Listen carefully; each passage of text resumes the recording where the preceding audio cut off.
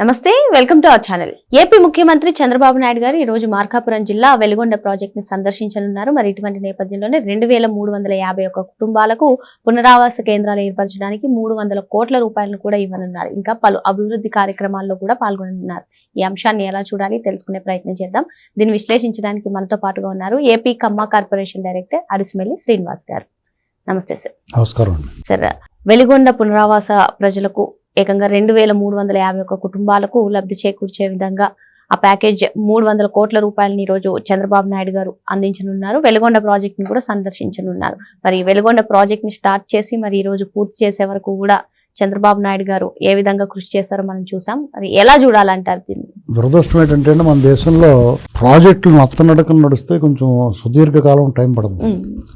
ఇది 2026 ఇప్పుడు అసలు దీన్ని మొట్టమొదట చంద్రబాబు నాయుడు గారు శంకుస్థాపన చేసి చంద్రబాబు నాయుడు గారు 96 మార్చి నెలలో ఆయన శంకుస్థాపన చేశారు. ఆ ప్రాజెక్టు బహుళార్థక సాధక ప్రాజెక్టు కాదు, కానీ ఉన్న వాటిలో ప్రకాశం జిల్లా చుట్టుపక్కల ఏరియాలకి వరప్రదాయన సొరంగ మార్గాల ద్వారా కూడా నీరు తీసుకెళ్లాల్సిన అవసరం ఉంది. అంటే ఇంజనీరింగ్ అద్భుతం ఆ ప్రాజెక్టు. అప్పట్లో 96 మే 2000లోకే పూర్తి అవ్వాలి, అది 4-5 ఏళ్లలో పూర్తి అవ్వాల్సి ఉంది. కానీ అనుమతులు రాలేదు. 2000 మే వరకు కూడా అనుమతులు రాలేదు. ఫారెస్ట్ పర్యావరణ అనుమతులు, ఎన్ని రకరకాల అనుమతులు ఉంటాయి కదా, ఇవన్నీ రావడానికి తర్వాత 2001లో సాంకేతిక సలహాలు ఈ కమిటీ వేసి దాన్ని చేసిన తర్వాత పూర్తి చేద్దాం అనుకుంటే గవర్నమెంట్ మారిపోయింది. 2006లో మళ్ళీ మొదలుపెట్టారు. రాజశేఖర రెడ్డి గారు జలయజ్ఞం ఆ కార్యక్రమంలో మొదలుపెట్టిన తర్వాత ఇంకా అలాగే అత్తనడుగు నడుస్తా ముందుకేసి వెనక్కొచ్చి ముందుకేసి 980 కోట్ల అంచనాతో మొదలైన ప్రాజెక్టు, అంటే 1996లో 980 కోట్ల అంచనా ఆ ప్రాజెక్టు. అలాంటిది 5500 కోట్లు చేర్చాడు ఈయన 2006 నాటికి. ఎందుకంటే కొంచెం శుభ్రంగా తినలే పని చేసుకోవాలి, పని చేయాలి. రోజులు పెరిగే కొద్ది ప్రాజెక్ట్ అంచనా పెరిగిపోతూ ఉంటుంది.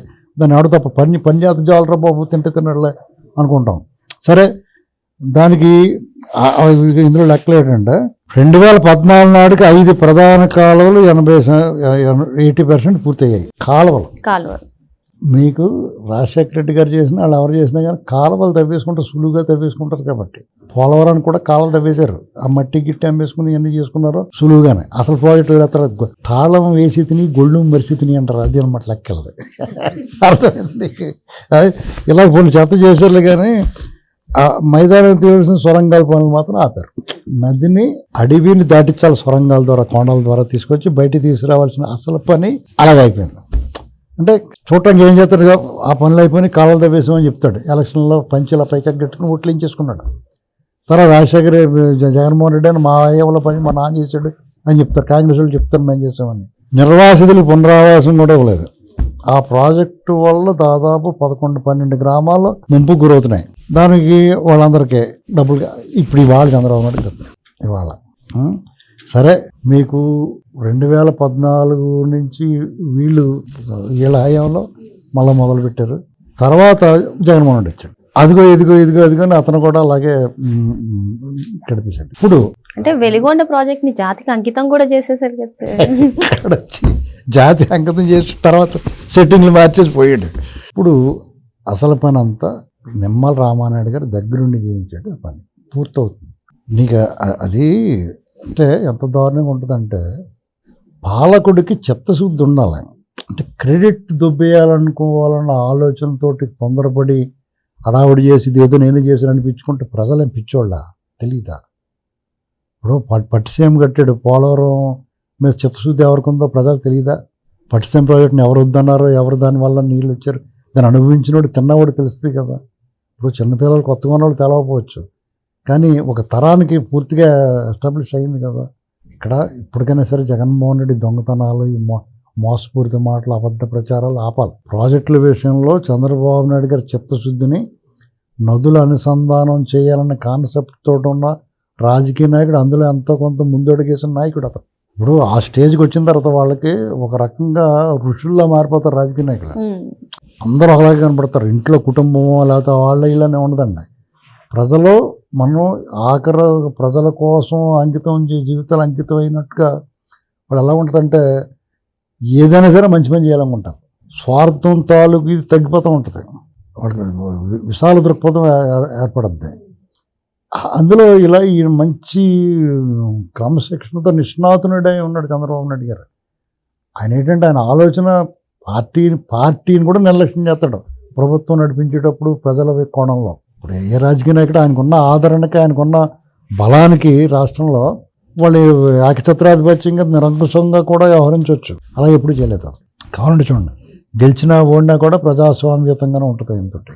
కాబట్టి ప్రజలు కూడా ఆయన ఆదరిస్తూ ఉంటారు. ఆ కార్యకర్తలు కూడా ఆయనకి అభిమానులుగా కంటే కూడా భక్తులుగా ఎక్కువ ఉంటారు చంద్రబాబు నాయుడు గారు. మీకు ఇది ఒక విచిత్రం. అంటే ఎన్టీ రామారావు గారితో పోల్చుకుంటే, లేకపోతే సినిమా స్టార్స్తో పోల్చుకుంటే వాళ్ళకు ఉన్న ప్రజాకర్షణ రాజకీయ నాయకులు చాలామందికి ఉండదు. ఆ కోవలో చెందిన చంద్రబాబు నాయుడు గారికి విపరీతమైన ఆకర్షణ వచ్చింది, ఫాలోయింగ్ వచ్చింది, విపరీతమైన రెస్పాన్స్ అవుతుంది. కారణం ఏంటంటే క్యారెక్టరే. మొదట్లో ఆయన విమర్శించిన వాళ్ళు కూడా ఇవాళ ఆయన క్యారెక్టర్కి అసలు ఆయనే కరెక్ట్ కదా అనిపించి చాలామంది విమర్శిస్తారు. చంద్రబాబు నాయుడు గారిని రకరకాలుగా విమర్శించారు, చాలా దారుణంగా విమర్శించిన వాళ్ళు ఉంటారు. చివరికి వాళ్ళే తెలుసుకున్నారు. ఇప్పుడు వ్యవసాయానికి వ్యతిరేకం ప్రాజెక్టుల మీద ఉండడిన ఐటీలు పరిశ్రమలు అంటాడు తప్ప ప్రాజెక్టులు వ్యవసాయాన్ని పట్టించుకోవడం అంటారు. ఇవాళ ఆయన పెట్టినంత శ్రద్ధ దృష్టి ప్రాజెక్టుల మీద ఎవరూ పెట్టట్లా, ఏ రాష్ట్రంలోనూ లేదు ఆ రకంగా ఈయన ఇచ్చిన ప్రాముఖ్యత. కాబట్టి ఆటోమేటిక్గా ప్రజలు తెలుసుకుంటారు. ఇప్పుడు రాయలసీమ అంతా కూడా ఏ రేంజ్లో మారింది వాతావరణం అక్కడ. కాబట్టి వెలిగన్ ప్రాజెక్టే కాదు, ఏదైనా సరే జగన్మోహన్ రెడ్డి అన్నమయ్య గేట్లు కొట్టుకుపోతే కనీసం ఆ గేట్లు గ్రీజ్ పెట్టేసలేదు అతను. ఇప్పుడు తుంగభద్రలో ఆ గేట్లు పోయినాయి అంటే ఆగమేఘాల మీద ఆ మెయింటెనెన్స్ 3 రాష్ట్రాలకి సంబంధించి, ఆ తుంగభద్ర ఆ డ్యామ్కి 3 రాష్ట్రాలకు సంబంధించి మెయింటెనెన్స్ భరించాలి. కానీ వీళ్ళు శ్రద్ధ తీసుకుని ఆ కన్నయ్య నాయుడు గారిని పంపించి అది వాళ్ళ మనసులో ఉండిపోద్ది ప్రజల్లో. డెఫినెట్గా పాలకులు కూడా ఇలాగ ముందు అడిగేసి ఒక మంచి పని చేసిన వాళ్ళని మెచ్చుకోకుండా ఎందుకుంటారు. అందుకని ఆ రెస్పాన్స్ వచ్చింది. 3 రాష్ట్రాల ముఖ్యమంత్రులు ఏ పార్టీల్లో ఉన్నా, కేంద్రం నుంచి పాటిల్ గారు ఉన్నాడు, ఆంధ్రప్రదేశ్ నుంచి చంద్రబాబు నాయుడు గారు ఉన్నారు, పయ్యావుల కేశవ్ గారు, వీళ్ళందరూ హాజరయ్యారు. అలాగే రేవంత్ రెడ్డి గారు, డికే శివకుమార్ గారు, వీళ్ళంతా కూడా రాజకీయ నాయకుల్లా కాకుండా ప్రజానాయకులే వ్యవహరించారు. ఇది మనం గమనించాల్సింది. మరో అంశంతో మళ్ళీ కలుద్దాం. Thank you sir.